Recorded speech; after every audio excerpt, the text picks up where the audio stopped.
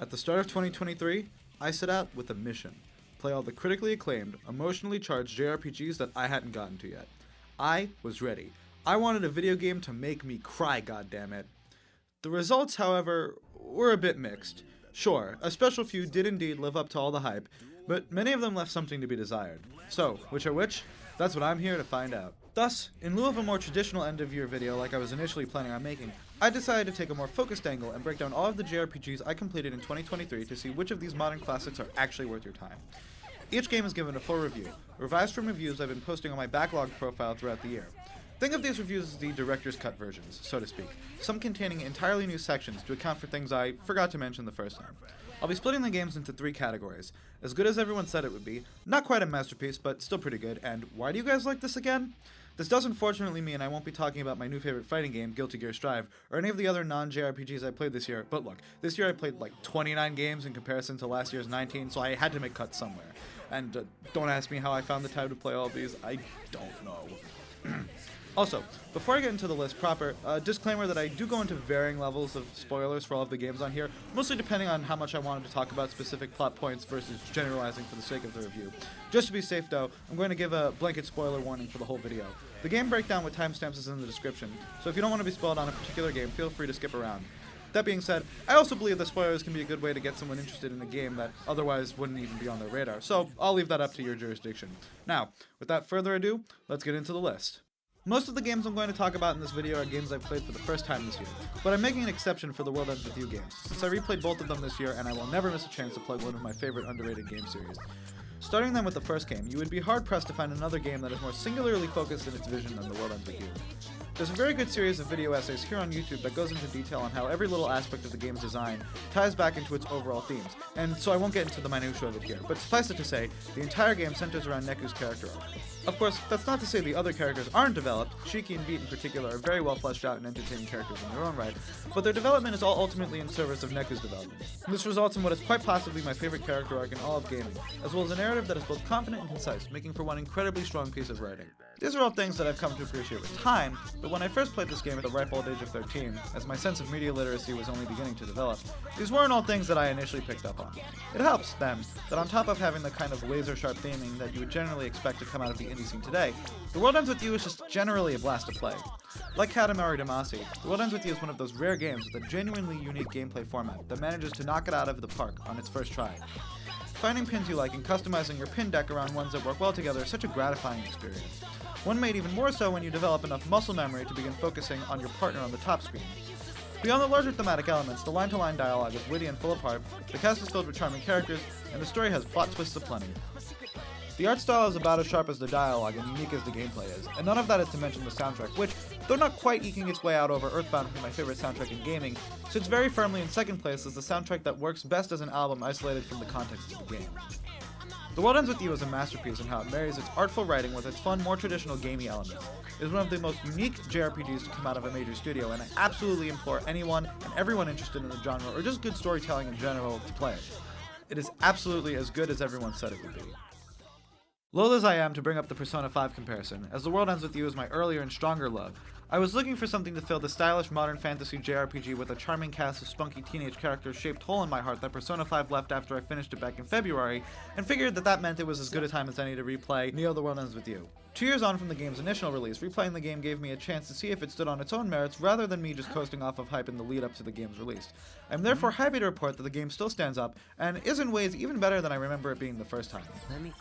My greatest piece of praise for this game is the character writing.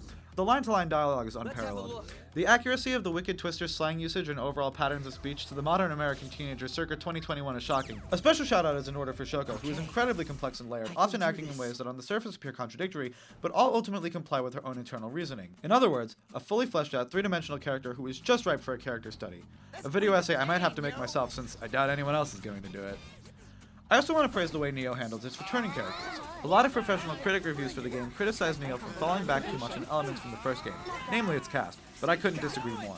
Actually, I think Neo The World Ends With You should be used as a model for how to do returning characters right, looking at you, Xenoblade Chronicles 3.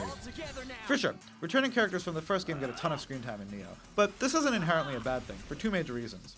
One, the individual returning characters, though they have a lot of screen time, never have more screen time than any of the new main characters, ensuring that they do not overshadow said new main characters. And two, they are integrated in a way that complements the new cast well.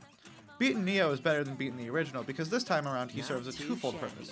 His down-to-earth nature allows him to be a true companion to his fellow party members, while at the same time, his experience from the first game grants him maturity and a more mentally positioned than he had originally.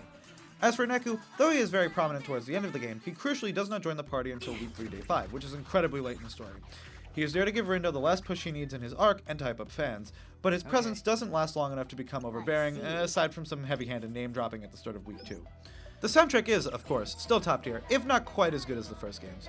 I think the fact that they hired Takaharu Ishimoto back as a freelancer to compose this game's soundtrack, despite the fact that he had left Square Enix years ago, just goes to show how much the devs really wanted to make this game. You can really feel their passion for the IP pushing against the constraints of the pretty obviously limited budget. It's that passion that makes Neo as good as everyone said it would be, if not better. I'll end by saying that replaying Neo has made me really desperate for a third game. I could have lived with the first game being one of those artsy one-offs that AAA companies sometimes spit out by accident, but the fact that there are 2 of them now is such a tease. I mean, for crying out loud, they spend the entirety of this game setting up something with Mina Mimoto in the background, only to leave it as unresolved sequel bait. Then beyond that, there's all the background lore stuff with Shinjuku that could easily be its own game, and the overall potential for Reapers games all over the world. My dream game is a sequel to The World Ends With You that takes place in Manhattan. That would be so dope. The fact that they made a sequel so long after the first game does give me hope that we'll get a third game eventually, but if I have to wait another 12 years for it, I'm going to lose my mind. Alright, fanboying over. Now into the new stuff, starting with the modern Persona trilogy. If I was going to spend 2023 playing all of the biggest JRPGs, Persona 5 had to be the first item on my list. It's actually sort of funny it took me this long to get around to it. Persona 5 is like the JRPG of all time. My excuse is that I was waiting for it to come to Switch, and hey, it finally did back in 2022. So what's the verdict? Persona 5 is pretty good. Okay, but to elaborate on that, Persona 5 isn't my personal favorite JRPG, but I'll be damned if it isn't the most finely tuned game I've played in a while. The first thing I want to praise about the game is its nigh-on immaculate pacing. Persona 5 Royal is a game that took me 130 hours to complete, yet it never once felt like it was overstaying its welcome. This is in large part due to the careful balancing of its 2 main gameplay pillars, the traditional turn-based combat and the social sim. The combat is buttery smooth, assigning each major action its own button rather than creating submenus within submenus like most other JRPGs do, when combined with the One More system makes combat incredibly fast-paced, to the point that it's often not even worth running from enemies most of the time when you weigh the time investment versus potential returns in EXP, money, and of course, personas. I love the way this game handles the personas. The fusion system is so satisfying. Sure, you could try and level up captured personas and have them learn more skills, but why do that when you could just fuse them and end up with something even more powerful? Then, when you start to fuse fusions, once in a while you'll end up stumbling into something really broken by matching skills with appropriate magic attacks. Maybe you'll be able to pair a 25% increase in AoE damage with a fusion that has access to AoE attacks in like 4 or 5 different elements, allowing you to trigger one more no matter who you're up against. Actual fusion I got. Maybe you'll get a skill that cuts the SP of healing moves in half as your fusion gains access to some of the best healing moves in the game, at long last rendering Morgana irrelevant. Actual fusion I got. This isn't even including the DLC Persona fusions, which are downright busted. I'm just talking about regular fusions here. It's so much fun to fuse a Persona with a great build and then be able to use it in battle. All of these combat mechanics are, of course, facilitated by the palaces, which are among the most well-designed dungeons I've ever seen. Something I really came to appreciate while searching for the will seeds carefully tucked away in each of them. Then there's the social sim side of things. The aim of the social sim is building your social stats so that you can view more confidants. And you want to view the confidants because the character writing in this game is superb. Persona 5 accomplishes the difficult task of actually making the Phantom Thieves feel like a real group of friends. Between all the spouting of ideals, there's a real sense of teenage buffoonery that not a lot of games get right. Then, once you get the feel for confidants with the main party, it's only a matter of time before you try out the NPCs' confidants and realize, wait, most of those are great too. There are a couple stinkers in there, sure. Morgana's a terrible friend, and Akechi reminds me a lot of Joshua from The World Ends With You in the sense that both are psychopathic maniacs who most of the fandom loves, but I can't stand. But overall, the cast is fantastic. There's a longer version of this review where I give my thoughts on every confidant, but this video is long enough and I didn't want to make the Persona 5 segment disproportionately longer than every other review on here, so I'll abstain for now. Remember when I said Persona 5 isn't my absolute favorite game in the genre though? Yeah, unfortunately there is one pretty crucial area where Persona 5 doesn't quite live up to my expectations, and that's the story itself. The first and last arcs are both fantastic character examinations of Anin Ryuji and Kasumi and Maruki respectively, but the entire middle portion of the game has almost no bearing on the rest of the narrative, with the exception of the Futaba arc. The final arc of the base game is good in terms of really selling the stakes, but it's still a pretty typical JRPG finale, and steals most of its twists from The World Ends With You. The story isn't terrible, it's just not as adventurous as I would have liked it to be. If every arc were as good as the first and last arcs, it'd be a different story, but as it stands, you can't win them all. Finally, to wrap up this review, no discussion on Persona 5 Royal would be complete without mentioning the stellar soundtrack. I thought it would be a bit more heavy on the vocal tracks a la The World Ends With You, but I'm not disappointed that it isn't, as the funky jazz instrumentals are great in their own right. Overall though, Persona 5 Royal, I mean, what can I say? Obviously it's as good as everyone said it would be, but you already knew that. Go play it if you haven't. It's not quite the best game I'll be talking about here, but it certainly earned its reputation as the JRPG of all time. I suppose in a sense I was disappointed with Persona 4 Golden. Murder Mystery Slice of Life JRPG should have been a shoo-in for my favorite game of all time, but I don't think Persona 4 ever fully lives up to the potential of that premise. The game never really feels like a murder mystery in the sense that you as the player are never really encouraged to think through the case and actually try and deduce anything. Largely the party just stumbles into answers, and the slice of life stuff is extremely hit or miss, I'll get more into that later. But ultimately I think a lot of my disappointment comes from simply going into the game with the wrong expectations. So I was still able to enjoy it for what it is, and coming off of Persona 5 Royal, Persona 4 Golden is very much another enjoyable entry in the series. Persona 4 Golden's greatest strength is obviously its characters. On the whole, I would say that 4's characters are more thoughtfully written than 5's, with more going on in their personal lives and a greater sense of introspection coming from each of them that makes them on the whole more interesting to learn about as you progress through their social links. Where I'm a little more torn is when comparing the group dynamic in 4 to the group dynamic in 5. I'm not sure that I would say the investigation team's dynamic is quite as strong as the Phantom Thieves'. They have some highlight moments, for sure. The band arc, the school trip, the ski trip, and especially the epilogue. Seriously, that epilogue is so good. Without spoiling specifically what happens, I'll just say that I wish most JRPGs had a scene like Persona 4 Golden's epilogue. However, I feel that overall the character interactions in 5 feel a lot more genuine than the ones in 4. Whereas in Persona 5, where the Phantom Thieves all casually rib each other as friends do, in Persona 4, it comes off a lot more just like straight bullying, and not at all infrequently like downright harassment, which is pretty uncomfortable to watch at points. Which brings me to my 3 biggest problems with Persona 4, Yosuke, Tere, and the lesser half of the slice of life scenes. Here's the deal, guys. The middle section of Persona 4 is kind of a drag compared to the rest of the game. Similarly to Persona 5, the plot in Persona 4 moves pretty slowly during the game's second act, so to make up for it, they fill it with these slice of life scenes, which would be fine in theory if not for the fact that the writers decided that they were going to take 2 of the longest standing members of the party and just turn them into terrible people all of a sudden. Yosuke, initially very much your Ryuji-esque bro-type character, at the end of Kanji's dungeon just pivots into being a homophobic creep and never really recovers from this. Then there's Teddy. Teddy. I can't even. When you first meet Teddy, he's just this funny little goon who constantly makes bear puns. That's great, I love bear puns. I thought, man, if Teddy just keeps going like this, he'll be way better than Morgana. And then halfway through the game, it just all goes down the drain. Imagine how Morgana treated Ann in Persona 5. Now, imagine that, but 10 times worse, and also directed at every other female party member. That's Teddy. In terms of its slice of life scenes, for every epilogue or band arc, Persona 4 has a beach day, or god forbid, a trip to the hospital. And usually, it's either Yosuke or Teddy's fault. I'm just glad the plot starts moving again at the end of the game so that those scenes sort of start to thin out a bit. Anyway, returning to the things I like about Persona 4 Golden, I want to talk about the presentation, or more specifically, the voice acting. Most of the time, dialogue is accompanied by these static portraits, and so to pick up the slack, the voice acting is super expressive.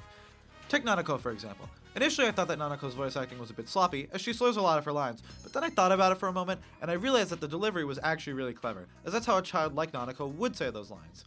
Other characters, like Chie, are really good with the volume control, allowing the dialogue to convey a specific amount of emotion, whatever that emotion might be. It's the little delivery details like that that make the voice acting in this game really stand out. I could go on, but those were most of my main points. I don't want to spend too much time talking about gameplay since a lot of it is identical to 5's, but I will say this. The randomly generated dungeons, though they did get a bit repetitive after a while, did not feel nearly as major a downgrade as I thought they would. It was smart of the devs to never actually increase the dungeon lengths, as I think they would have started to get annoying if they extended significantly past the 10th floor average, combat being a lot slower in this game than it is in 5. Finally, I do have one last critique to wrap up the review with, and this isn't a problem exclusive to Persona 4, just something that I realized while playing, but social links are actually really stupid from a writing perspective. The characters are weakened by them because nothing that happens in the social links can be too major, otherwise they would affect the plot and necessitate major rewrites. The plot is weakened by them too, because the major moments of character growth found in the social links can't be integrated into the story to make the narrative more interesting. I'm not really sure what the solution to this would be. This sort of system works in a game with a larger cast like Fire Emblem because the plot doesn't have the time to develop every character and make their arc integral to the narrative. But in a game like this one that has a smaller cast, it doesn't really make sense to have character development and characterization moments be optional. Taking all of this into account, I feel pretty comfortable saying that this game isn't quite a masterpiece, but is still pretty good overall. Also, Maria's hysterical, and respectfully, anyone who doesn't think so didn't get the joke. I got it. I don't think I've ever been as torn on a game before as I am with Persona 3 Portable. Though the game does have several high points, they are largely squandered by poorly paced gameplay segments sandwiched between the actually interesting story beats and plot developments which often seem to come out of nowhere, thus lessening their impact. Every point of praise I have for the game seems to come with some kind of caveat. Take, for example, Aigis. Aigis is maybe the best character in the entire series. Her whole arc about learning what it is to be human is remarkably well executed, but the way it's delivered to the player is symbolic of Persona 3's aforementioned odd pacing decisions. She isn't even introduced until around the halfway mark, but then the entire last quarter of the game practically revolves around her. There are points towards the end of the game where it really felt like Aigis was the main character, and that the protagonist was just there as an observer. A sensation which sort of took me out of things a bit, as it felt like the writers couldn't commit to a decision. I've read a number of reviews that claim that the transition from cutscenes to visual novel portraits and narration had a detrimental impact on the understandability of the narrative, but I actually didn't find that to be the case. Sure, the usage of stills in place of anime cutscenes looked a bit goofy, but I only really felt lost in regards to what was happening at like 1 or 2 points throughout the game, which I honestly don't think is too bad, considering how they took an entire JRPG and crammed it into a visual novel. The real problem is that the plot just isn't handled well to begin with. Hear me out. The game has a number of conceptually strong plot twists, but these twists tend to be rarely foreshadowed and poorly explained, particularly the ending, which in turn ends up removing all of the oomph that a good plot twist should have. The cast and their dynamic is incredibly strong, albeit different from that of later Persona games, but the line-to-line dialogue is often clunky and felt like it could have used another once-over from the translation team. The soundtrack is good, but there isn't nearly as much track variety as there is in later Persona games, meaning that songs start to feel repetitive fairly quickly. Really, the only point of praise I can think of that doesn't have a double edge attached to it is Junpei and Chidori's dynamic. It's a nice change of pace from how later Persona games handled their best friend character, mostly Yosuke. Ryuji is still great. Then there's the gameplay. When it comes to JRPGs, I do tend to prioritize story over gameplay. If the gameplay is creative and unique, then that's an added bonus, but I don't mind engaging with a somewhat boilerplate combat system as long as the writing is solid. The only time gameplay is going to be detrimental to my assessment of a JRPG is if it's actively tedious, and to that, all I can say is, Tartarus. I finally understand all those people who played Phantom Hourglass and said they didn't like the game because they hated having to explore the Temple of the Ocean King over and over again. In that regard, Tartarus is like the Temple of the Ocean King, but on steroids. Honestly, I think that if Tartarus was like half as long, I would have been fine with it. I know that sounds kind of weird, like, oh, so 260 floors is too much, but 130 floors isn't, but think about it. If Tartarus was only 130 floors, then you'd be playing through roughly the same amount of randomly generated dungeon as in Persona 4 Golden. Those dungeons were decently paced, so I see no reason why Tartarus wouldn't be if it was just a bit shorter. The other thing I hate about Tartarus is the way the bosses are handled. About halfway through the dungeon, the mini-bosses you have to fight every couple floors just stop having elemental weaknesses. This is a problem because we're talking about PS2 era Persona. Elemental weaknesses are the only combat mechanic. When you take that away, bosses just become giant damage sponges you throw your strongest moves at over and over again until they're finally defeated. The only strategy involved is timing your heals right, which hardly makes for engaging combat. Besides Tartarus, the social sim aspect of the gameplay is rough around the edges too. Even though all 3 modern Persona games follow the same gameplay loop of boosting your social stats so that you can progress your social links, it's the little details in the presentation that really sell you on it. In Persona 5, there are a bunch of different ways to raise your social stats, and each of those methods come with their own little cutscene or some other added bonus like an item or minigame to play. In Persona 3 Portable, there really aren't that many options because there are only 3 social stats to raise, so you run out of new things to see very quickly. It's true that Persona 4 doesn't have a lot of options either, but at least that makes sense because the game takes place in a small town. I'd also be remiss not to mention the fact that all of the social links involving your party besides Aigis require you to have one of the social stats maxed out, leaving the social links for the characters you're likely to be most invested in until much later in the game. It's in that particular aspect of the social links that you get the greatest sense that this game is merely the template for Persona moving forward, rather than the series in its most polished iteration. Ultimately, Persona 3 Portable feels like a game with a lot of good ideas that just never come together, causing the whole thing to kind of feel like a slog. If Persona 5 was a 130-hour game that didn't have a wasted second, Persona 3 was a 35-hour game that should have been half as long. In concept, I see the appeal, but in execution, this falls pretty easily into the why do you guys like this again category. I have my doubts the remake will change Tartarus to any significant degree, but I think if they make just a few tweaks to the plot to iron things out and flesh out the social sim a bit more, the game could be a lot stronger. Do I think Atlas will do that? Not really, considering their decision not to include Femseer the Answer in the remake, but I know they're adding extra side content to the game, so there's still a chance. Also, side note, because this is really petty, but the magic teacher was super annoying. At first I thought it was funny that magic was a class taught at the school, but I swear his lectures were way longer than the other teachers. I know I could have just skipped through it, but I like to read through the lectures usually, if only for the trivia. If you remember from last year, Trails in the Sky first chapter was included in my end-of-year games review list. The series had gotten positive reviews from some of the Xenoblade YouTubers I like to watch, so I decided to give the series a try. I actually started second chapter last year, but I put it down to play Persona 5 Royal. I ended up picking it back up over the summer and promptly became hooked on the series. Think of this next section as a sort of mini Trails retrospective. As I go through each individual title, I'll also be going through series trends and explaining how patterns and plot points established in a given Trails game go on to affect the rest of the series. Now then, picking up where I left off, Trails in the Sky second chapter is one of those games that from an objective standpoint is probably a better game than its predecessor, but is missing some of the quirks from the original that I liked. In terms of improvements over first chapter, the pacing is way improved, it not taking 12 hours for the plot to kick off, and the chapters are actually divided up in a way that makes sense. Second chapter's 10 chapters that last 3 to 5 hours as opposed to first chapter's 5 chapters that last 5 to 10 hours feel way better to play through in terms of pacing out one's play sessions.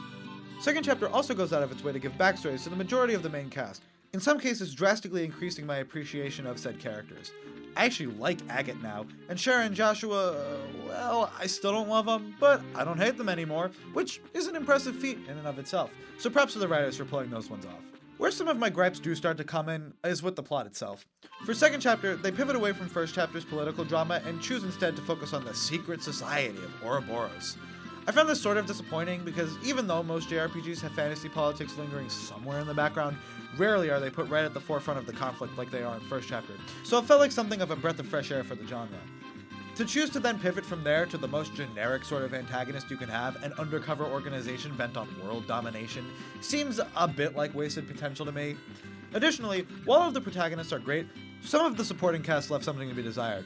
Cassius is still astonishingly poorly written. This time around, not only does he know every important person in Liberl, but he's also well connected to politicians from other countries, and is apparently on good enough terms with a literal dragon deity to call in a favor right at the end of the game for one final Cassius Ex Machina.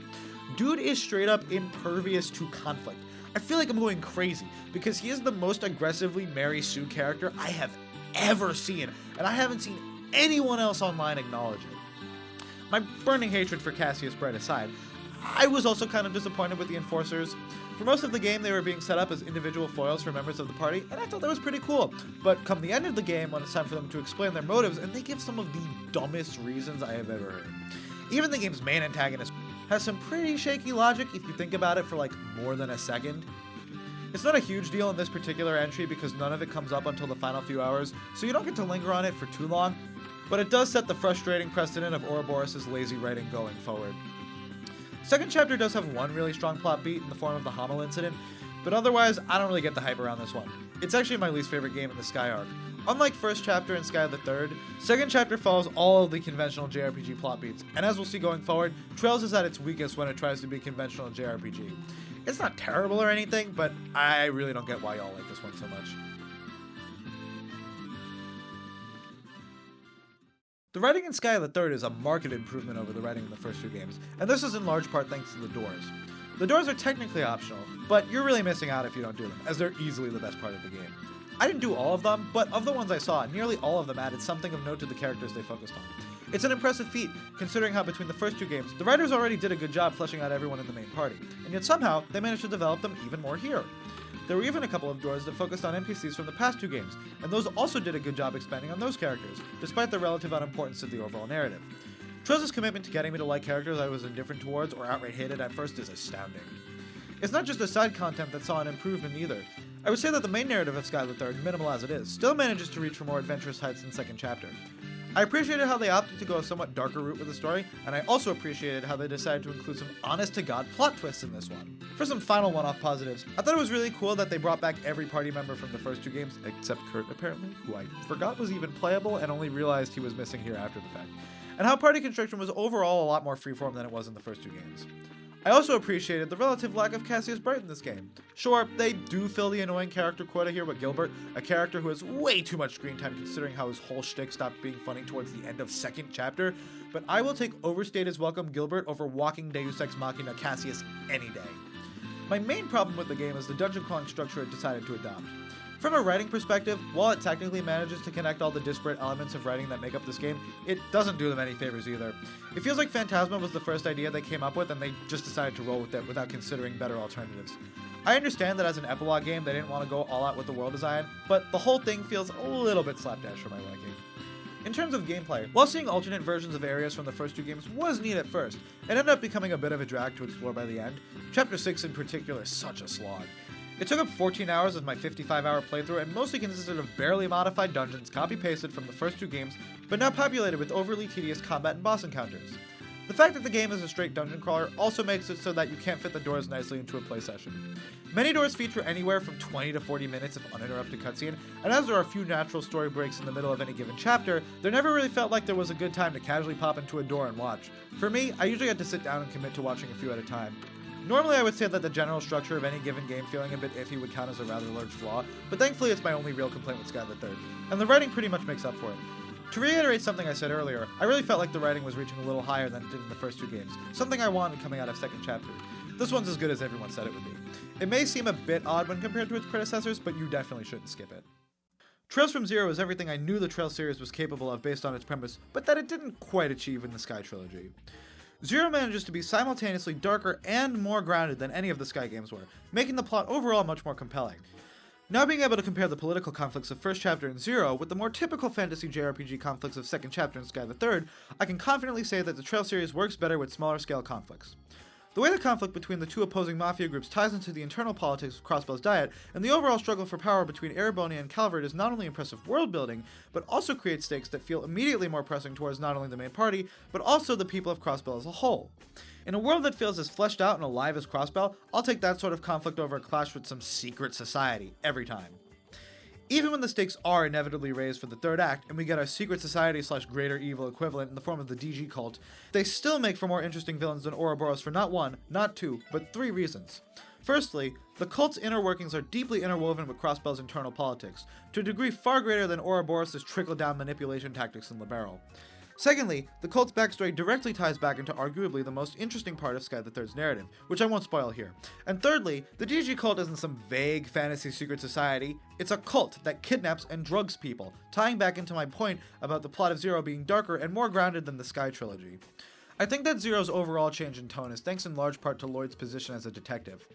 Trails from Zero isn't quite a mystery game. Like in Persona 4, the game does most of the detective footwork for you, but Lloyd's being a detective adds a sort of crime drama flavor to the story, which I very much appreciate. For all those reasons, in spite of what I said in the previous paragraph, I would say that the first half of the game is good, but that it really takes off at the end of the third chapter when the cult's handiwork starts coming into play. All that to say that Trails from Zero has an excellent story, but now moving on to the characters, I'll admit, it took a little while for our main quartet to grow on me, because none of them have the sort of over-the-top energy that most of the Skycast has. Don't let that fool you into thinking that these characters are less entertaining though. I think the lack of silly quirks simply ties back into the idea of this game being at least somewhat more grounded tonally. Once I had some time to become familiar with them, I ended up enjoying this cast a lot, especially Randy. The SSS have such a strong group dynamic too, one that becomes even stronger when Kia, stupid spelling, is introduced and all four members instantly switch into parent mode.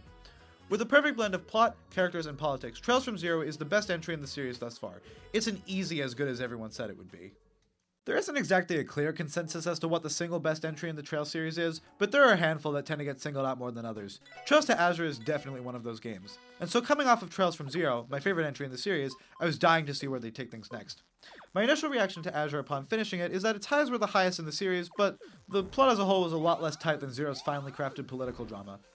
Now having played some of the games that come after Azure, I can see that though when viewed in isolation it's a great game, when viewed in the context of the larger series, it's easy to see how a lot of the most annoying tropes of the Cold Steel arc actually originated here. Starting with the positives first though, Azure contains easily the two strongest moments in the series in the form of one particularly juicy plot twist that I won't spoil here, but which brings all of the game's plot threads together for the most extreme sucker punch in the series, and of course, the West Zemurian Trade Conference. The West Zemurian Trade Conference really highlights the strengths of the series' world building.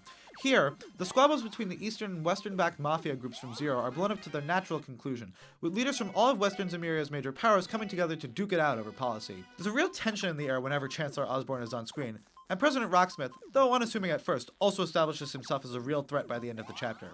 Naturally, it gets even crazier when the two of them are on screen together, Chloe and Olivier helpless to mediate their fervent debates.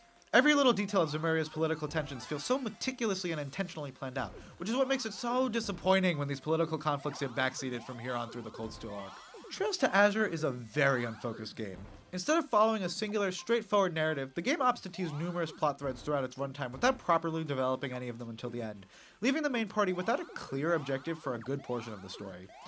It's not hard to look at Cold Steel's field studies, where snippets of conflict are hinted at while the party spends the bulk of their time completing odd jobs around the country, and see where that arc got it from. This structure prevents the series from playing to its own strengths, because it's never focused on one thing long enough to really dig into it. Yes, it is satisfying when all these elements unite for a single moment of catharsis, but I personally don't think it's worth being preceded by 40 hours of meandering. The back half of Azure also puts a big focus on the largely uninteresting Ouroboros, who are very prominent in the Cold Steel arc, and reinforces the trend of them doing these drastic things without ever really explaining themselves. I want to make it clear that Azure falls firmly into the not quite a masterpiece but still pretty good category. It's saved by the strong setup Zero provided for it, as well as a number of well-handled character arcs. Randy, who I already liked from the first game, is given an extra layer of depth here that propels his character to a whole new level, and Lloyd and Kia really come into their own as a lovable father-daughter duo. But ultimately, I think the changes the game made to the Trails formula were detrimental to the series going forward. I'd be lying if I said I didn't have a blast with Trails of Cold Steel, but I can't help but feel that that was more the result of the game riding the coattails of its predecessors, rather than being a great experience in its own right. After the immaculate world building of the Crossbow games, I was pretty much game for whatever this series had to offer, which is why I blazed through this nearly 60-hour game in a week and a half. But if you're not already invested in the world building and overarching narrative like I am, I can't see there being all too much here to appeal to you. When I say this game has no plot, I'm only slightly exaggerating. The main antagonists who ostensibly drive the story of this game barely have any screen time. They show up at the end of most chapters to cause some trouble, but those events don't feel like they meaningfully build into one another, leaving you at what in terms of a narrative? It feels like they wrote 9 character arcs, a basic outline of Erebonian political tensions, and then decided to base the whole game around that. A lot of people would tell you that characters are the most important part of a story, and I agree with that to an extent, but your characters need to be doing something to make it interesting. The thing about this that frustrates me the most is that at the end of Chapter 6, you get an exposition dump outlining several major events that seem like they would have been far better shown and not told, a move that goes from confusing to infuriating when you find out that in fact they were shown, just not in the game itself. Instead, this sequence was relegated to a Japan-only drama CD. What? I read online that these scenes were supposed to be included in the game but were cut due to the Vita's hardware limitations. If that's true, the decision to cut them makes even less sense. Surely the characterization from any of the first 3 chapters could have been moved somewhere else so that they had the space to fit in these clearly important plot points, but no. It appears that including 20 hours of almost nothing was a conscious decision on Falcom's part, and not just your usual case of a mildly bloated JRPG being mildly bloated. I do have to give credit where credit is due though. The final chapter was a high note for the game to end on in terms of story, and the final plot twist in particular was excellent. The writers also deserve an extra round of applause for making the Noble faction devious enough that Chancellor Osborne, the most comically evil character in the series, didn't seem like the obviously greater evil between the two. As usual, Olivier comes out on top. On an unrelated note, I finally have a reason to talk about the combat again, as it's received its first set of substantial changes since the foundation was laid all the way back in first chapter. My opinions are mixed. I'm not a big fan of the changes made to the orbment system. While having specific quartz directly correlate to certain arts does simplify the system in a way that makes it more accessible, it comes at the cost of more engaging customization. Now that stacking quartz of the same element doesn't add new arts to the list of arts you already have, you're a lot more limited in what a single character can do. Some may view this as a welcome challenge, but to me it just meant that I became a lot less interested in creating specific builds, and preferred to just throw healing quartz on the healers while giving everyone else a random assortment of powerful offensive arts.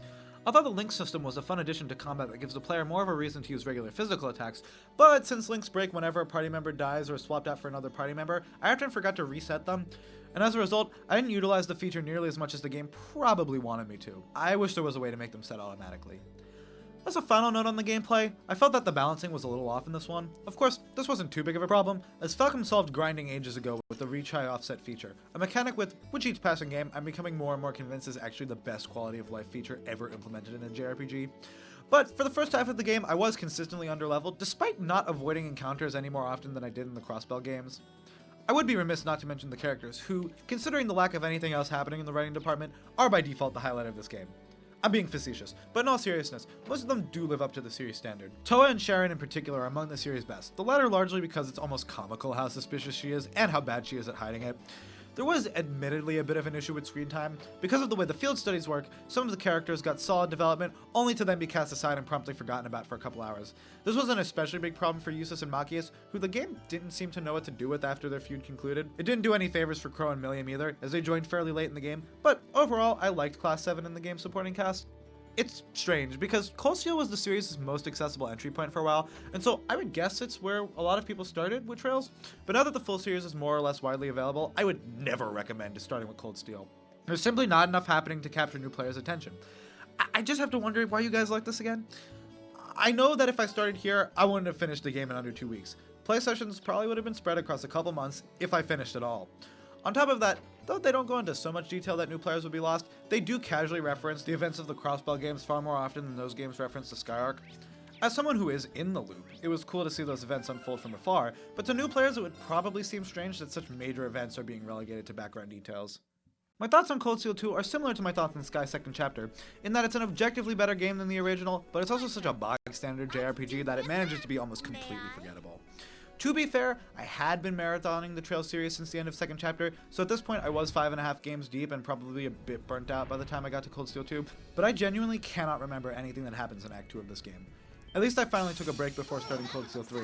Onto the game proper though, there are a few things it gets right, so I do want to touch on those first. I'm happy to report that they actually fixed my biggest complaint with Cold Steel 1's combat, and made it so that combat links are set automatically, meaning I was actually able to utilize them over the course of my playthrough. Additionally, not satisfied with merely fixing Cold Steel 1's combat, Cold Steel 2 also introduces mech battles. Okay, fine.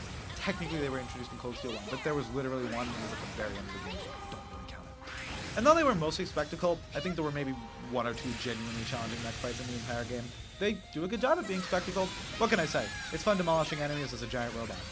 In terms of writing, the stakes are established immediately, meaning that the narrative can start when the game starts rather than 20 hours in. And Ring gets a solid chunk of development that he was sorely missing in the first game. Unfortunately, in spite of those positives, Cold Steel 2 is in something of a similar situation to Azure. That is, large swaths of it embody the series' tropes at its worst. And, in retrospect, it becomes apparent how falling back on those tropes fails to properly set up the entries following it. First and foremost, we have to talk about the Deus Ex Machinas. I've heard people call Deus Ex Machinas lazy writing before. Personally, I think they can be fun in moderation, but Trails as a series is anything but moderate, and my god, are the Deus Ex Machinas in this series bad and excessive. I understand what they're going for. Sometimes you want to illustrate to your audience that the protagonists still have room to grow, but when they have to be bailed out from every moderately difficult fight, I mean really, it'd be one thing if it was just in fights with the big bad, but sometimes in this series the main party needs to be saved from even the B-tier villains. You end up illustrating that the party is weak and pathetic instead. It's gotten worse throughout the series too. I mean, I thought they were starting to get annoying in the Crossbow games, but at this point it's just ridiculous. Class 7 needed to be rescued 3 boss battles in a row during the climax of the story in the final dungeon. And frankly, I'm not even convinced that Viscount Arcade could beat McBurn in a fight. Sure, the game hyped up Arcade as being a good swordsman, but not to the extent that he demonstrated when he showed up to distract McBurn. It's almost laughable. They accidentally made McBurn so powerful that I don't even believe the game when it tells me there's someone who can hold him off. I've gotten a little off track now, but you get my point. Secondly, Cold Steel 2 is where you start getting more details on these external underground groups. The Black Workshop, the Witches, the Gnomes, etc.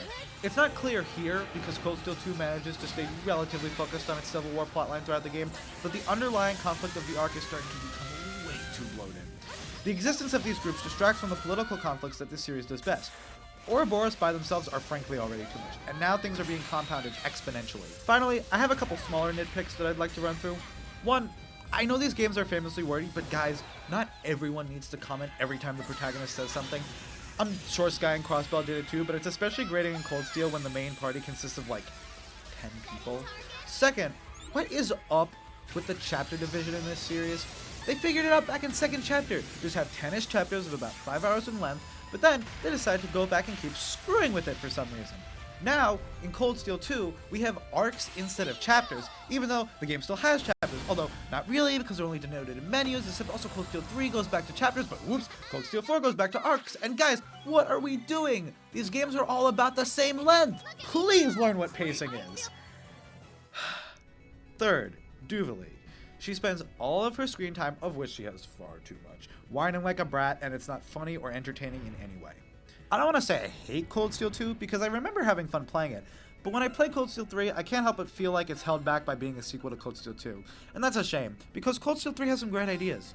In isolation, it's not atrocious, but because of the effect it has on the larger narrative, I'm gonna put it in the why do you guys like this again category. Trails of Cold Steel 3 starts out incredibly strong. The new Class 7 is a breath of fresh air following the well-intentioned but largely bloated cast of Cold Steel 1 and 2, being a tight-knit group where each member serves a distinct role. Yuna provides a unique perspective to the cast as a cross-Bellion who was there during the occupation, now begrudgingly living in Erebonian. Kurt is the most level-headed character in the entire series up to this point, providing a much-needed grounding factor to this otherwise extremely over-the-top cast. Altina has a fairly similar arc to Milliam, but their personalities are different enough that the arc takes on a unique flavor, and her pre-existing connection to Rean enhances her dynamic with him and the rest of the group. Ash took a little while to grow on me, but once he joined the party proper, it became clear that there was a greater depth to his character, even if his motives were initially unclear. The only character I wasn't really vibing with was Muse, mostly due to a lack of development, though her one joke not being funny didn't help either. That being said, they're clearly setting up something with her for Cold Steel 4, so I would wager a guess that she has more screen time there. Then, slowly but surely, Cold Steel 3 loses its goddamn mind. Playing through the first two chapters, it seemed like the game was setting up a conflict between Rean and Yuna. Yuna's home had been annexed, and Rean helped annex it. It makes perfect sense that she would hold a grudge against him. And the fact that he's her teacher only enhances the drama. Then there's Rean himself, who at the end of Cold Steel 2 was clearly expressing doubts about his own role in Crossbow's occupation, and his general cooperation with the Imperial government. I thought the game was going to use their dynamic as a way for Rean to work through his guilt and develop alongside Yuna. Imagine my surprise then, when towards the end of Chapter 2 it's revealed that Rean actually saved the lives of Yuna and her siblings, Yuna harboring no ill will towards him whatsoever. In fact, she wanted to thank him this whole time, but she kept on getting in her own way. In one fell swoop, the writers had missed an opportunity to develop Rean and Yuna's characters by writing out the need for them to reach a mutual understanding. This isn't the first time the writers failed to develop Rean's character by not following up on seeds of character backstory they'd planted earlier either. I use this moment as an example, because in spite of my melodramatic musings earlier, I still enjoyed Cold Steel 3 more often than I didn't. There were a number of strong character and plot moments in the first 4 chapters that kept me invested throughout the game's 60 or so hour runtime, and it's definitely a better game than Cold Steel 1 and 2 in most regards. I'm just disappointed, because there are moments where you can see that if they took things in a slightly different direction, Cold Steel 3 could easily be among the best in the series. Like I said earlier, I think the biggest problem Cold Steel 3 suffers from is being a direct sequel to Cold Steel 1 and 2. Yuna is an infinitely more interesting protagonist than Rean from the get-go for reasons already established, and if this was the start of the arc, the game could have zeroed in on its world-building strengths by making the conflict center around Erebonia's apparent attempts at world domination. Instead, Cold Steel 3 is the third game in the arc, and thus Rean has to be the protagonist, the game has to follow the repetitive structure of the field studies, and the writers have to build upon all the setup with the witches and the gnomes and everything like that from the first 2 games. I was never a fan of the witches and gnomes to begin with, because in concept alone I dislike the idea of magic separate from the ordnance system and the Septarians existing in Zemuria. It doesn't contradict canon per se, but to me it seems kind of out of place. For that reason, the game sort of lost me at the very end when it revealed that the whole of Erebonia was literally cursed. What does that mean? What are you talking about? The Erebonia arc is collapsing under the weight of its own lore, and Cold Steel 3 is an innocent victim. Cold Steel 3 is a lot like Persona 4, where I'm inclined to call it not a masterpiece, but still pretty good, in spite of its glaring flaws. If the Erebonia arc is Trails' attempt at a more character-focused story, this is the first game in the arc where they more or less succeed in doing that. The new Class 7 absolutely saves this game. It's just a shame they couldn't save the plot. So, now 8 out of the 12 currently available games into the Trails series, what's the verdict? Well, hardcore Trails fans would probably call this sacrilege, but if you're not like me and you're a normal person who is hesitant to jump into a series of 12 interconnecting JRPGs that last 30 to 60 hours each, I would honestly recommend you start with 0. The Crossbow arc is the strongest out of the 3 first arcs in the series, and it exists fairly separately from both the Sky and Cold Steel arcs, so that if you like it enough to try the other arcs, you can just go back to Sky and then play the rest from there. And if you don't like it, you're not 5 games deep into a 12-game series and feel the need to play the rest of them thanks to the sunk cost fallacy. I like the Trail series enough to continue from here, but the Erebonia arc has overall been pretty disappointing, and I really hope things start to pick up in the next couple games. I'll keep you posted. Of course, no end-year list of mine would be complete without a little Pokemon. This year, I played through Pokémon Scarlet for the first time, and replayed 2 older 3D entries in the series to see if they held up to the degree that I remembered, for better or for worse. And, yeah, let's just say things are not looking so hot for mainline Pokemon right now. What makes Pokémon Scarlet distinct from every entry in the series that came before it is the open world. I'm honestly kind of impressed that Game Freak tried to tackle something with this massive of a scope in this day and age. The implementation of an open world, along with the decision to give the game 3 separate story routes, demonstrates a further willingness to experiment beyond what was implemented in Pokemon Legends Arceus, and leads me to believe that Game Freak deserves maybe a little more credit than we've been giving them as of late. It's just a shame they have to stick to such strict deadlines for what I can only assume to be marketing purposes, because it shows. When Pokemon Sword and Shield first came out, people kept criticizing them for being ugly, but in retrospect, those games look fine. A couple muddy textures here and there, but nothing compared to the smeary visual aesthetic of Pokemon Legends Arceus, and certainly nothing compared to the absolute train wreck of Pokemon Scarlet's graphical everything. Aggressive pop-in, low poly, and low frame rate models intended for faraway objects that are placed right in front of the camera, and flat, visually unappealing textures. They've got it all. It's actually kind of incredible how every Switch Pokemon game has managed to look exponentially worse than the last. Pretty much the only things that look okay in this game are the character models. I usually don't even care if a game has poor graphics or frame rate, but I have never seen a game more eager to compete with the original Final Fantasy VII for the title of ugliest game ever. Back to the topic of the open world itself though. While it's a solid idea, in execution, it's a bit of a mixed bag. My main problem with Pokemon Scarlet's open world is how hard it is to navigate. The world is filled with bodies of water and large rock walls that impede movement and force you to take longer, more obtuse routes to get to your destination, until you obtain the late game upgrades that allow you to traverse them. I don't see the point in walling off parts of the open world like this, it just makes it less fun to explore. The game already essentially blocks off the higher level areas by opting not to implement level scaling, a decision which itself limits the openness of the open world in its major combat encounters, so this just feels like adding insult to injury.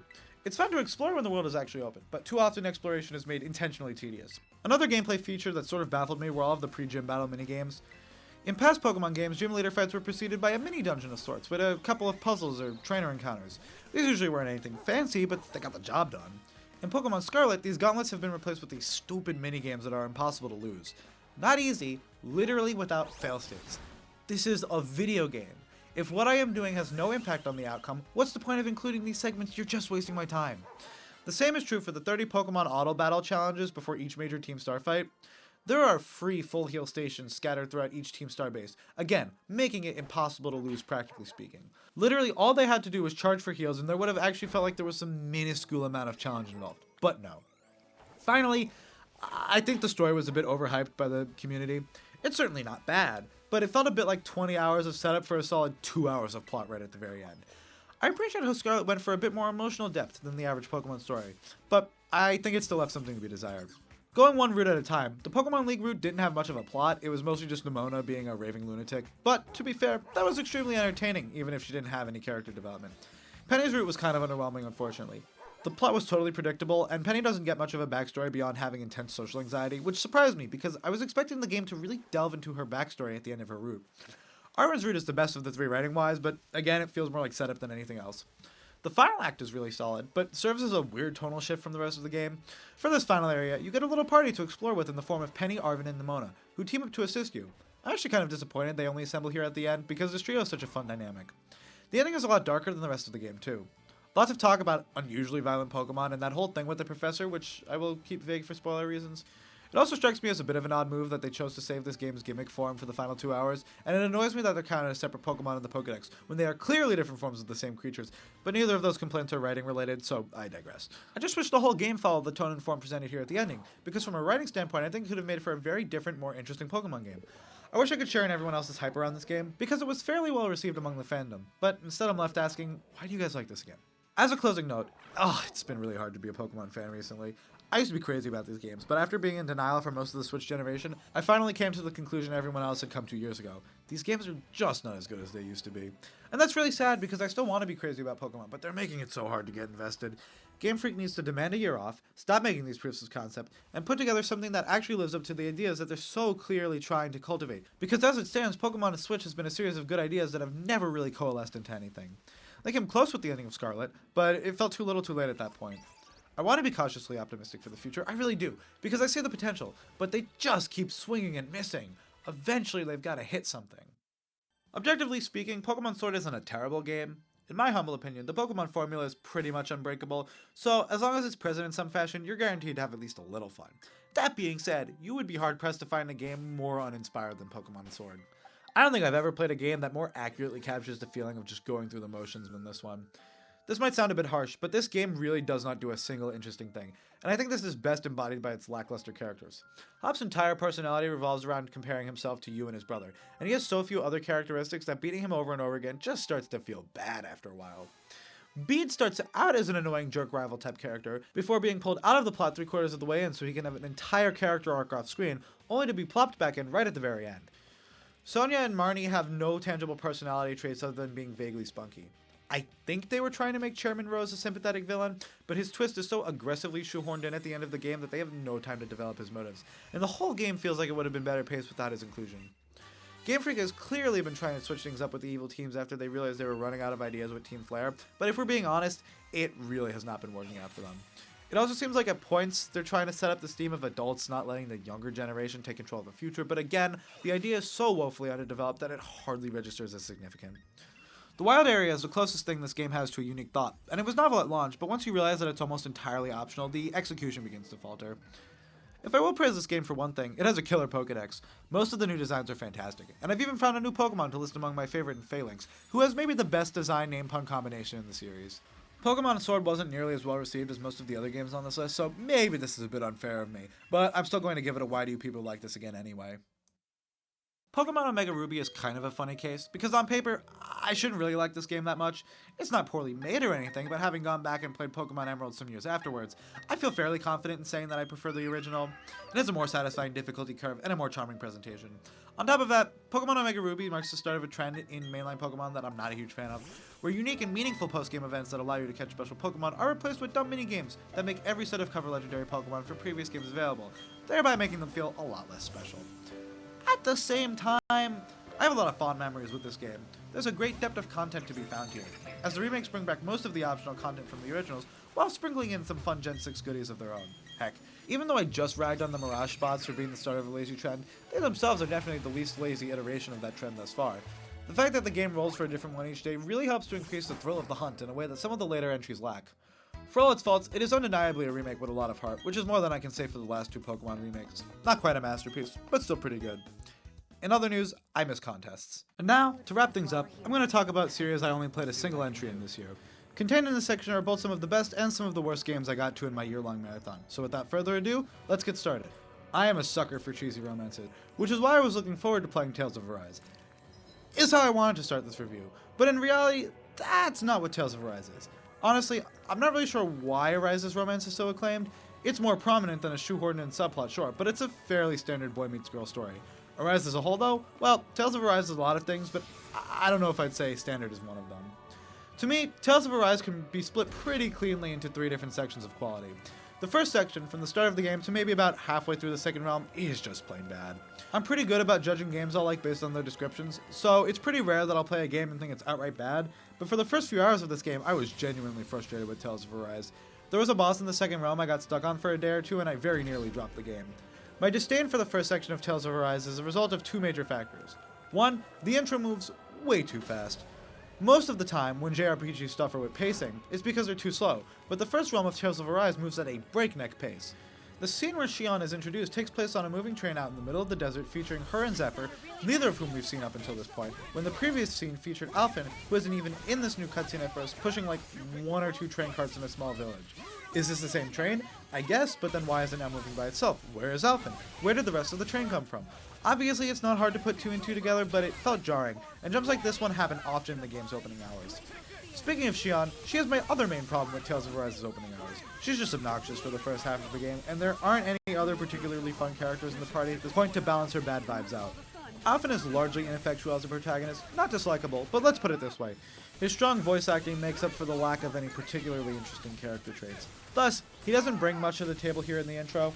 Zephyr is the only other character who has any major screen time at this point in the game. I did like him, but he's not playable, which made me feel a lot less connected with him as a character. And once you realize that he serves as Alphen's mentor figure, you also realize that he will not be long for this world. The game finally starts to pick up once you get to Cyslodia, where actually fun characters, namely Winwell and Law, finally join the party. Winwell in particular, I think, is one of the game's strongest characters, as throughout the story you can see her really struggling with her place in the unfolding conflict between Dana and Rena, acting in very believable ways over the course of her character arc. The game really hits its stride in the third round, Menacia, and this kicks off the section of the game that I would say is great. We're introduced to the final two party members. The first is Dohalim, one of the lords the party is trying to take down. Being a lord, he has an inherently interesting setup for his character dynamics with the rest of the party, irrespective of the fact that he's just a fun character personality-wise. The second is Kisara, who I find funny, because in a genre full of the found family trope, never have I seen a character so aggressively take on the mom role of the family. At this point, the game also starts pulling up plot twists left and right. By Lennigus, coolest fantasy name ever, by the way, the game settles into its third and final phase, the still pretty good, but didn't quite live up to its full potential and kinda botched the landing section. You see, after the fifth realm, the game tries to pull a Xenoblade and pivots from straight fantasy to this sci-fi inspired plot featuring human experiments and aliens. This doesn't not work. I don't think it's super hard to follow, and it doesn't really break with continuity or anything, but it feeds into the main problem I have with this game's writing, which is that I don't think it realizes how dark it is. It doesn't really treat the issues it tackles with the respect they deserve. I mean, the game throws around the word slavery left and right, which is a pretty loaded topic to tackle, especially if you're not going to do so carefully. At one point, the game essentially says that extraterrestrials are responsible for Danon slavery, which is at best a cop-out and at worst just disrespectful. The game then continues to pass the buck up the chain of command until it finally stops being relevant, and the fact that it stops being the main conflict of the game is a whole other possible point of contention that I'm not going to go into. I understand that no one person is to blame for such a deep-rooted and systemic issue, but no person isn't to blame either, and the game doesn't really seem to want to blame anyone, which is again a cop-out at best. Then there's the whole thing with Rinwell's character arc, which happened a little earlier in the game, but now is a better time to mention it, where the party is like, stop Rinwell, if you kill Amadria out of hate, you'll be no better than her. Except Amadria is a character who it's been established at a point has committed genocide twice, once on screen. So no, I don't think it's the same thing game. And while we're on the topic of villains, Voron is a really boring main antagonist. The game tries to set his character up as parallel to Alphen, but he barely has any screen time, and as a lord, some of the other lords have done way worse, so I don't even feel particularly compelled to hate him. And I know we're way off track now, but one thing led into another, and anyway. My main other complaint with the game's final hours is that there's a bit of a difficulty spike, which wouldn't be too bad except that the game also decided now would be a fun time to stop providing mid-dungeon warp points, preventing you from resting at an inn and restocking on healing items unless you feel like inconveniencing yourself by running back to the start of the dungeon. This in turn kills some of the momentum the game had been building up through its story. I did want to briefly touch on the combat and the soundtrack. Now, I did play most of the game on the easiest difficulty, so maybe this invalidates my opinion a little bit, but I didn't find Rise's combat particularly deep. I never learned what triggered strikes or how that whole system worked, but I never really felt like I needed to, since it came up often enough on its own by playing as I normally would. That's not to say I didn't enjoy the combat though. It may have been pretty simple, but there's a certain rhythm to it, using your arts, stalling with basic attacks, and dodging out of the enemy's way. I think the game could have done a better job spreading out its encounters, again, especially in those final few dungeons, but as it stands, it's decent action RPG combat. As for the soundtrack, I don't usually comment on soundtracks unless I really enjoyed them, but I just had to put something here because, wow, this might be the most generic soundtrack ever. In the whole game, the Lennigus theme was the only one I found particularly memorable, sans the anime opening themes, which don't count. For crying out loud, the default RPG Maker XP songs have better melodies. Even though I said I went into the game with the wrong expectations regarding the romance, I think to close I'll still talk about it a bit. You see, the reason I went into this game expecting it to be a feel-good, cheesy, Hallmark-esque JRPG is because the romance is the main thing I heard about this game online going in. But as previously mentioned, the game's not actually like that. The romance really only starts to ramp up at the very end of the game, so in that regard, I felt it was pretty similar to most other above-average JRPG romantic subplots. Where Alphen and Shion's romance actually succeeds is in facilitating Shion's character arc, and in that regard, it does so fairly well. Despite my initial misgivings regarding the character, I ended up enjoying Shion's arc by the end of the game. It's definitely up there with Rinwell's. On the other two pairings, I feel like Law and Rinwell's relationship is kind of tenuous. It's only really hinted at in like 2 or 3 scenes, and in most scenes, Rinwell is instead seen teasing Law for being dumb, something which, by the way, I never really agreed with. The game kept saying that Law was dumb, but never really showed him doing anything particularly stupid. A little rash, sure, but outright idiocy worth of derision? I think something like that only came up once, but I digress. In ways, I'm almost tempted to say that Dohalim and Kisara were my favorite pairing, if only because Kisara approaches Dohalim with zero subtlety or ambiguity. Again, Kisara is a funny character. Tales of Arise is one of the harder games on this list to place because the game has such drastic peaks and valleys when it comes to quality, but it was one of the first games I played this year, and my opinion on it has not improved with time. So I'm feeling compelled to put it in the why do you guys like this again category. Alright, hopefully all the Nier fans have left by now because this is definitely going to be the hottest take on the whole list. I think what makes Nier Automata stand out is that it lacks the pomp and circumstance of other JRPGs. For the most part, it is a sad, quiet game. At first I resented the fact that the game serves up its numerous plot twists with little fanfare, but towards the end I grew to appreciate how the game handled itself in a manner different from most other JRPGs, not shoving the power of friendship down your throat even when times are dire and you're expecting it. Nier Automata isn't a game that will make you bawl your eyes out, but it is great at making you, the player, uncomfortable. There's a strong sense of disquiet that permeates every one of the game's major scenes, when the drama dissipates and you're left staring at an upsetting image that the game intentionally chooses to spend an awkward amount of time on. These sorts of moments are especially frequent and potent in the game's third act, and it's easily Nier Automata's strongest quality. If that sounds like your kind of thing, I would wholeheartedly recommend giving it a try. The other thing I really like about Nier Automata is its cast, specifically 2B and 9S. Even though it didn't feel like they had a ton of dialogue together, the dialogue they did had really sold me on their dynamic. You can tell they really care for each other, and I wish the two had a few more conversations together to fully hammer that in. That's the one JRPG trope I did miss from Nier Automata, characters sitting down and hashing out their feelings together. That all being said, there are a couple areas where I felt the game sort of missed the mark. For one, the combat is kinda bad. For a game that is supposedly an action RPG, it fails at doing either of those things particularly well.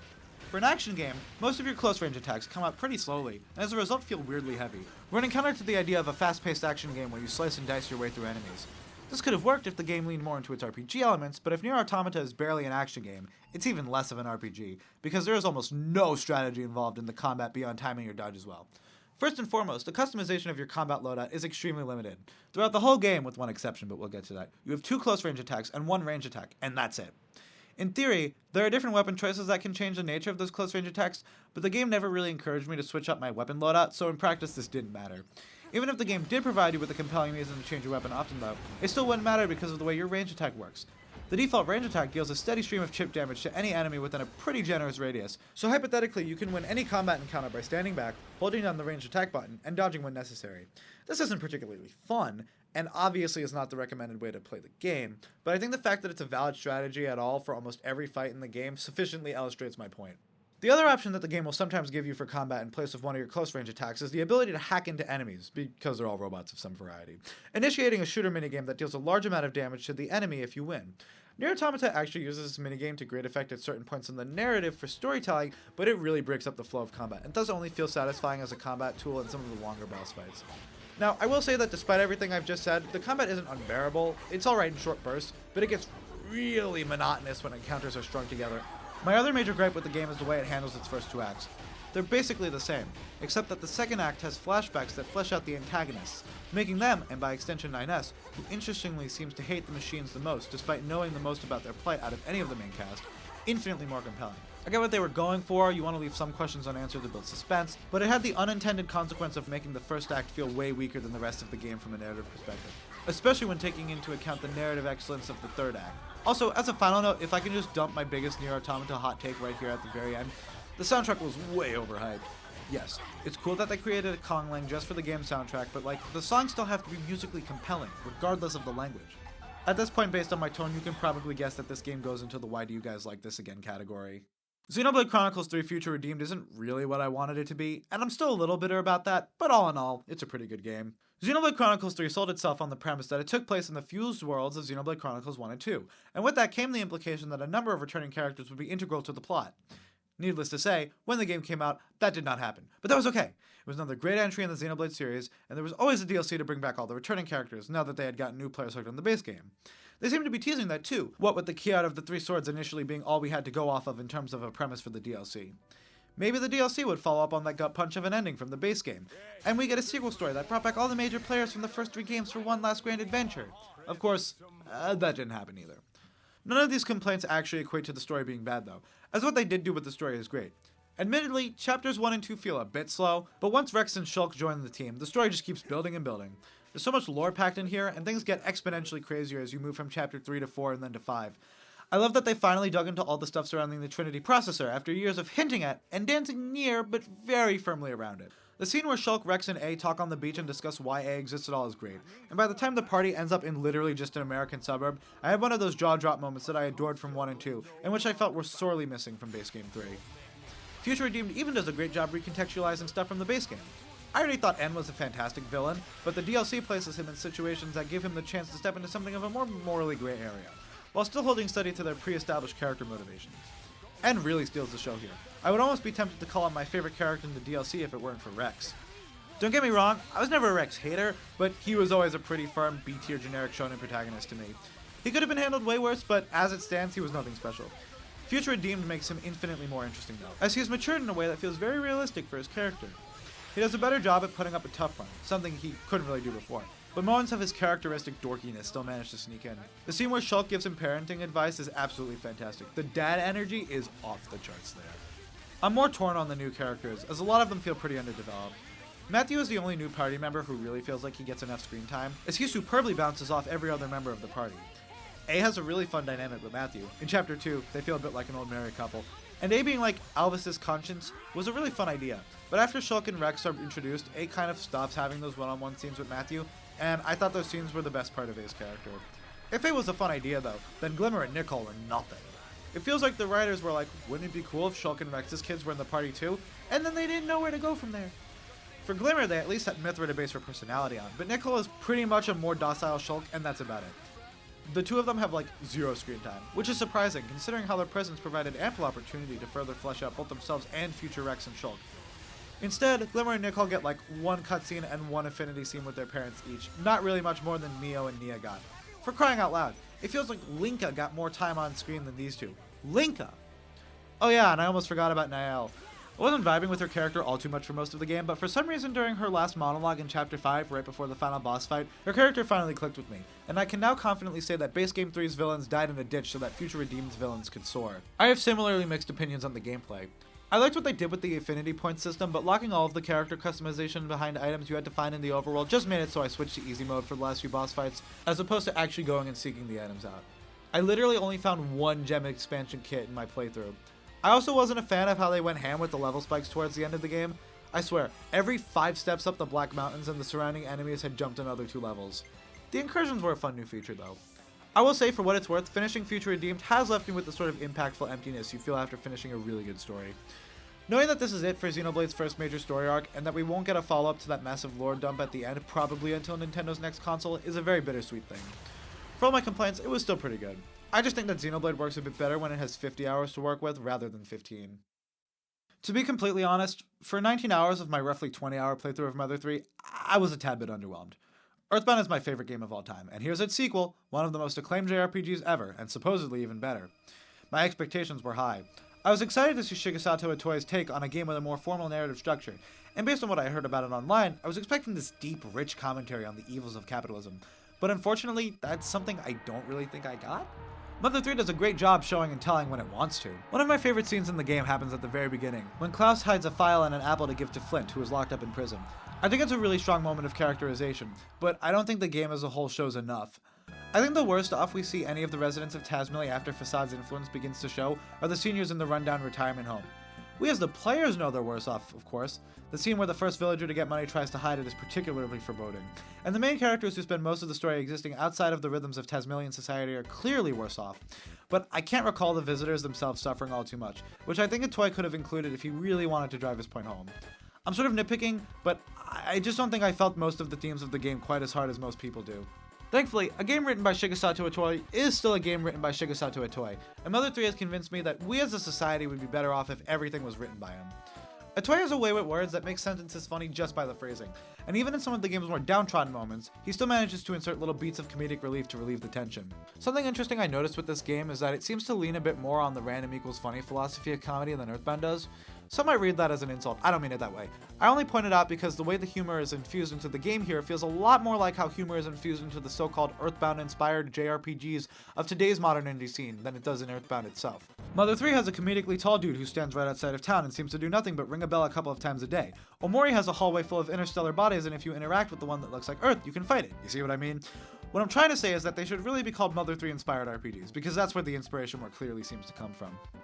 Back to my main point though, I may have been underwhelmed for those first 19 hours, but that last hour of gameplay, wow. No series does scripted non-fights quite like the Mother series. I knew it was coming, and I still wasn't prepared for it. I blame the music. The way the left thing comes in after the little flashback, that was powerful stuff.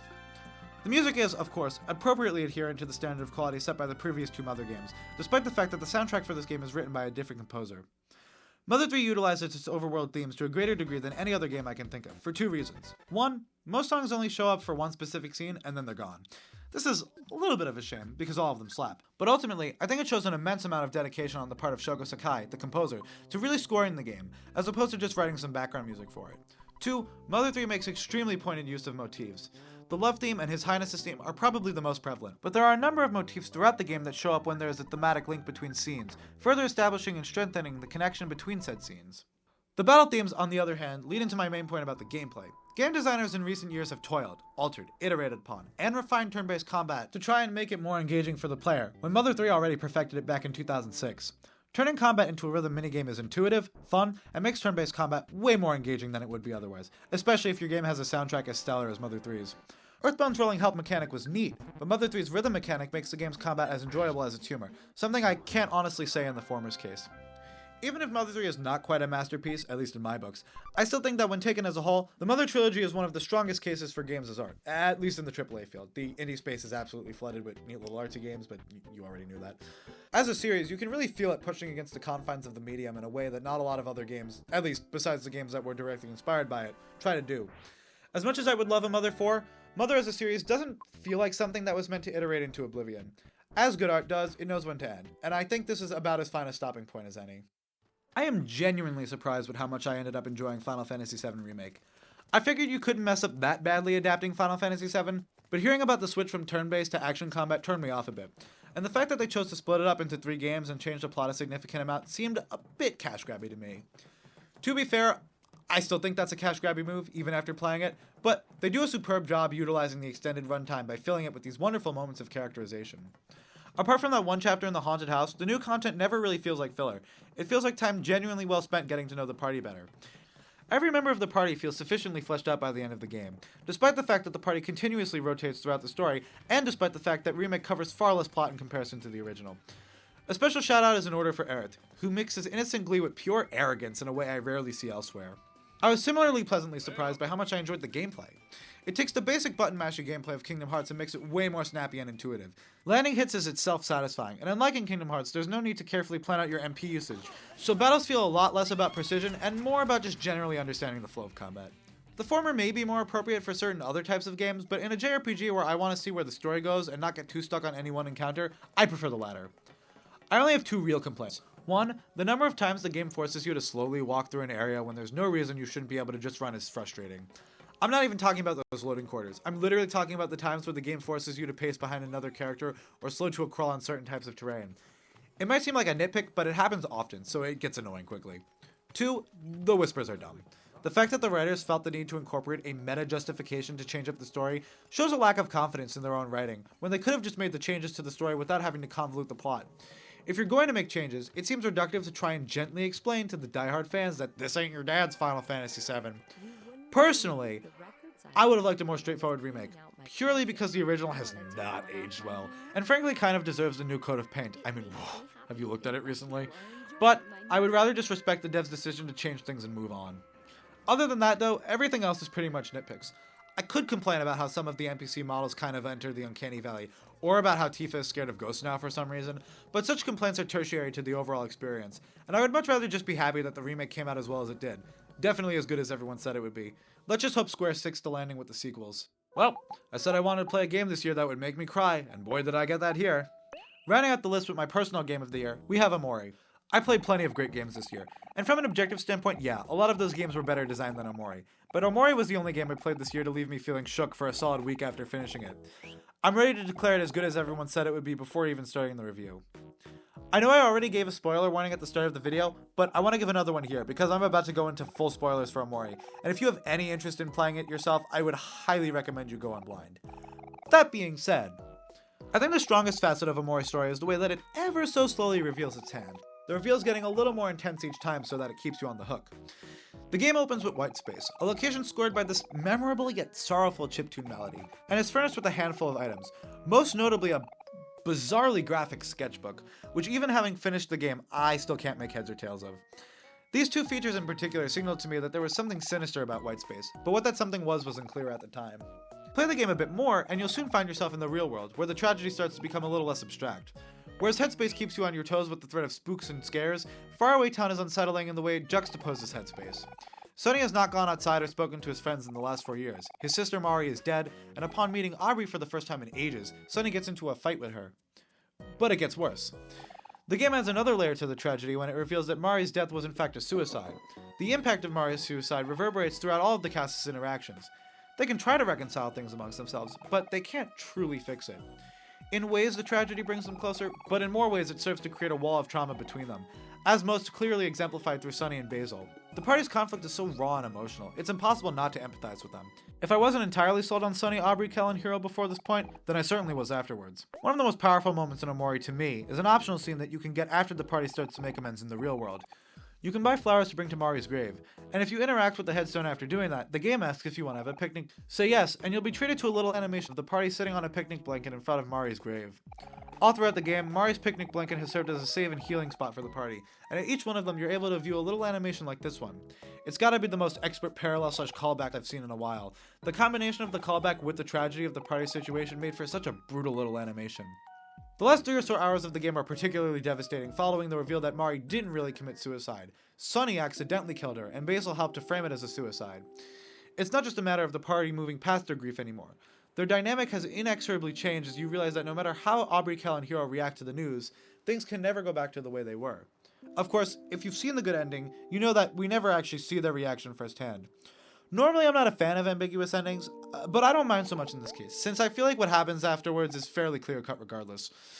There's this scene in Headspace right before the final boss, where the rest of the party urges Sunny to face his fears, fight Omori, and accept the truth. Even though these are Sunny's imagined interpretations of his friends, I like to think that on a more meta level, this is a way of signaling that his friends will accept the truth, and accept Sunny too. So, overall, even if not every game was as good as everyone said it would be, I would declare this expedition into some of the most acclaimed JRPGs of the last 2.5 decades a success. As much as I think releasing huge videos like this every once in a while is fun, I think going forward I'm just going to do individual game reviews instead of massive compilations like this one. It's just a lot to do at once, and I'd rather break it down into smaller pieces. I'll have to come up with some other sort of end-year video to do next year. We'll see. Until next time.